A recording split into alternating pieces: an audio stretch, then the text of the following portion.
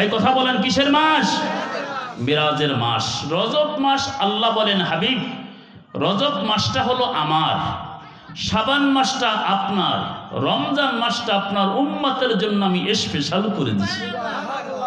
আসেন বাবা, ওই রসুলের উম্মত আমরা যদি আমার চরিত্র, আমার বিধান, আমার জীবন যদি রসুলের সিরাত সুরাত অনুযায়ী যদি পালন করতে পারি, আচ্ছা কবরের মধ্যে রসুলের সাথে দিদার হবে না? এই কথা কোন না কা? আমরা রসুলের উম্মত, আজকে আমাদের চরিত্র দেখলে কুকুর সরে যাবে। আর আমার রসুলের চরিত্র কি ছিল? মাইশা সিদ্দিকাকে প্রশ্ন করা হয়েছে, আমার রসুলের চরিত্র কি? মাইশা সিদ্দিকা বলে, খুলুকিল কোরআন। আমার রসুলের চরিত্র সম্পর্কে জানতে চাইলে দুনিয়ার মানুষ আল্লাহর কোরআন খুলে পড়ে, জোরে কোন সুবহানাল্লাহ। এরে বাবা, এখানে মাহফিলটা আয়োজন করেছে, এই জায়গায় আসলে হুজুর কি হবে?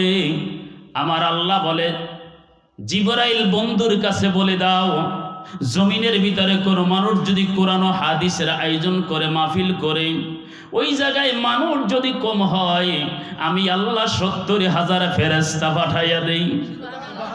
জোরে বলেন। দুনিয়ার ক্যাসেট ১০০ বছর পরে থাকে না, কিরামান কাতিবিন, এই যে রেকর্ডটা হইতাছে রে বাবা, আজকে ২৬শে ডিসেম্বর হাসরের ময়দানে যদি মুসিবতের মধ্যে পড়ে যান, বিপদে পড়ে যান, আল্লাহকে বলবেন, আল্লাহ ওই শুক্রবার ২৬শে ডিসেম্বর ২০২৫ সালে আমি ওই জায়গায় মাহফিল ছিলাম। আল্লাহ বলে, বান্দারে তোরে যে মাহফিলে ছিলি মানুষগুলা দেখলে চিনতে পারবিনি। আল্লাহ তুমি যদি দেখাও আমি চিনতে পারবো। হাসরের ময়দানে যদি আর কিছুই না হয় রে বাবা, সুবহানাল্লাহ আলহামদুলিল্লাহ যদি এটা কবুল হইয়া যায়, আমার আল্লাহ পাক বলে আমি খুশি হইয়া জান্নাতের ব্যবস্থা করে দিব।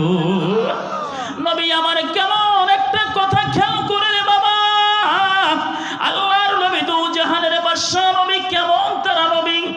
আমি আর তুমি যেটা খাই রে বাবা, সেটা ময়লা প্রস্রাব হইয়া বের হয়।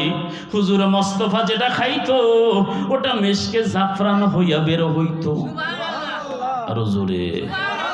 মাসাবা সুন্নাহ কিতাবের মধ্যে শাইখ আব্দুল হক মুহাদ্দিস দেলবি রাহমাতুল্লাহ লেখেন, শামাইলে তিরমিজির মধ্যে আসছেন, আমার নবী, আমরা যখন কথা বলি আমাদের দুই দাঁতের মাঝখান দিয়া সেপ বের হয়, ঠিক কিনা?